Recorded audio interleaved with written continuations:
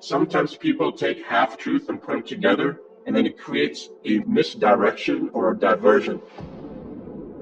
You would have to be blind and deaf to not recognize that what is happening is not normal and is not justified.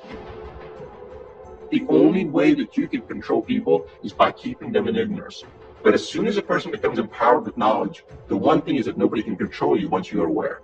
You cannot be victimized once you're aware and once you've been empowered with knowledge. Freedom of speech is the freedom to speak. If anyone's not allowed to speak, then it's not freedom of speech, it's freedom to conform to certain parameters of what are acceptable. And then what that's doing is giving power to some authority to decide what is acceptable and what is not acceptable. The world is manipulated by a web, and think of a web, a spider's web, and at the center of the web, you've got the spider.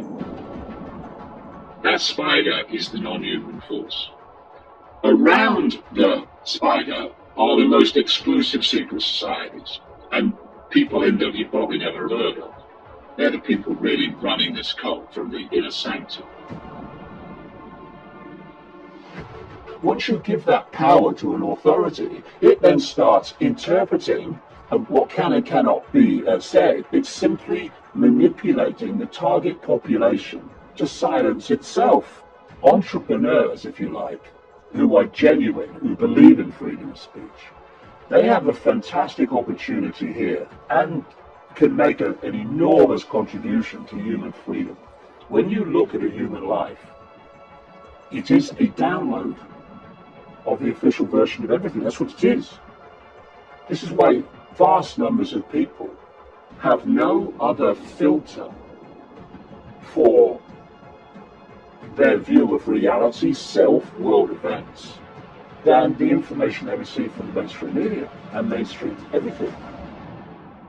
You tell me what I've told you, and I'll give you a prize. You tell me what I've not told you, because you've got a mind of your own and you're questioning it, and I'll ring your mum and dad and say you're a disruptive influence in the classroom. We keep each other in line by ridicule and condemnation for the crime of being different or questioning the norm. And how has anything ever moved forward in the entirety of human history, ironically? People questioning the norm. Because if you don't question the norm, you go into an eddy or vortex. You go round and round and round, and nothing moves on and nothing expands. But that's the idea. You cannot control a population of critical thinking, free thinking people, questioning people, in the way that you can control a population that just accepts like a sponge the official version of everything. When you go through the level of ridicule, one of two things happens. Either it destroys you and you withdraw from the world, or you let go of the prison that most people live in, which is the fear of what other people think. Most people are not living their lives. They're not living who they are. They're living what they think others think they should be. And therefore, they're living a lie.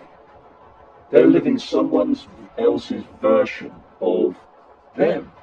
If you have people around you who so disrespect your right to be you that they give you a hard time, don't surround yourself with people who respect your right to be you. I don't care if they're family, I don't care who they are. If they don't respect your right to be you, then what you're doing, interacting with them all the time, it's just going to make you depressed, it's going to make you frustrated. Walk away. And if they then come round, great. But if they don't, well, equally great. Only express your true, unique self if you refuse to let anyone impact and suppress that expression of your true, unique self.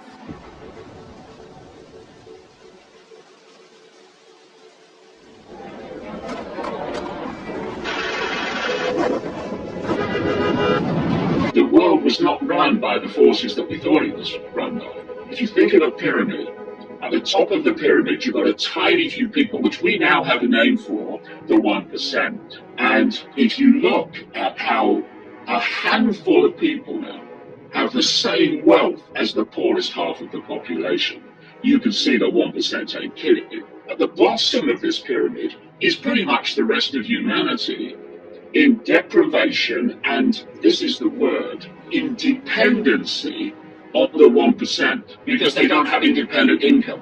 And between the 1% and the rest of the population, pretty much, is designed to be a vicious police military state to impose the will of the 1% upon the population and to stop the population rebelling against the 1%. And just to finish the point, this pyramid structure, the Hunger Games Society, again, has been saying it for so long, is designed to be run not by elected politicians, but by technocrats. Around the year 2030, humans will start to have their brains connected to AI. Now, if you look at that, mate, and then you look at the consequences of current events, then you can see that Hunger Games society is vastly closer now than it was only weeks ago when this whole virus hysteria began.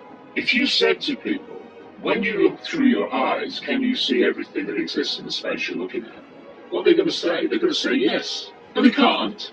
What we call the world is a ridiculously narrow band of frequency called visible light and the electromagnetic spectrum. And according to mainstream science, the electromagnetic spectrum and visible light, which is the only world reality that we can see, is a smear of the electromagnetic spectrum. That spectrum, never mind visible light, represents about 0.005% of what exists in the universe. So we don't live in a world. We live in a band of frequency which our body brain can decode into a reality, a holographic reality. And therefore, infinity exists outside this narrow band of frequency, that we can't see it, just as when you're tuned to a radio station or a television station, you only experience that frequency, that station, that reality. What happens when you switch the zapper is you switch to a different, if you like, frequency, and you get a different reality instantly. We call them different channels. Now, these different realities operate in different bands of frequency.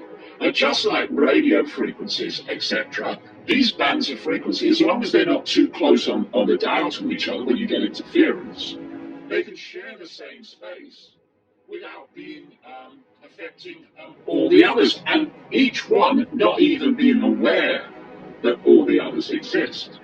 So we are basically experiencing a holographic television channel, which we call the world, and outside of that, all the other realities of infinite reality.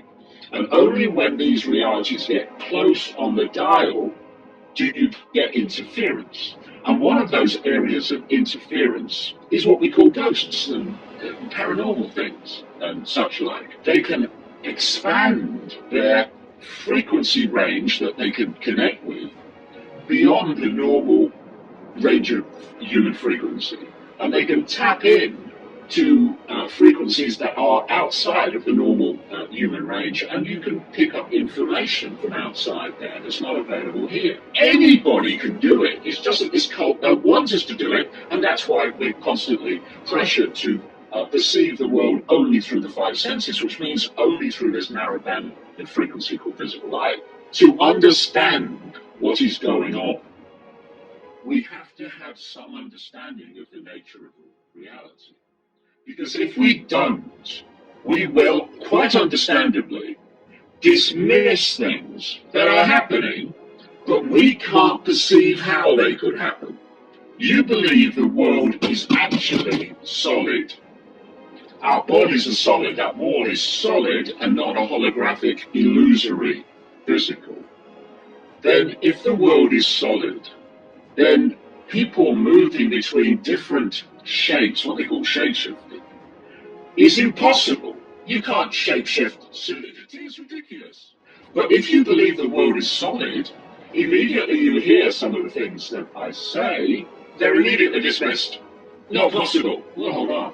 If you look at computers and the technological Wi-Fi world we live in now, what you're looking at is a technological reality that mimics real reality, our experience reality, and how we create it. So, you've got a Wi-Fi field. Okay, where is it? Where's the Wi-Fi field? Point it out to me. Well, I can't because you can't see it, right? Now, if you didn't know about computers, and I said to you, there is a field of information that we're living in, like a sea, people would say, well, where is it? I can't see it. Therefore, it can't exist. But because people know about computers, you say, you know, there's a field of information, and you can decode, oh, yeah, I know about that Wi-Fi, that's right. And the only difference between that's rubbish, mate, and, oh, yeah, I know about that, is knowledge.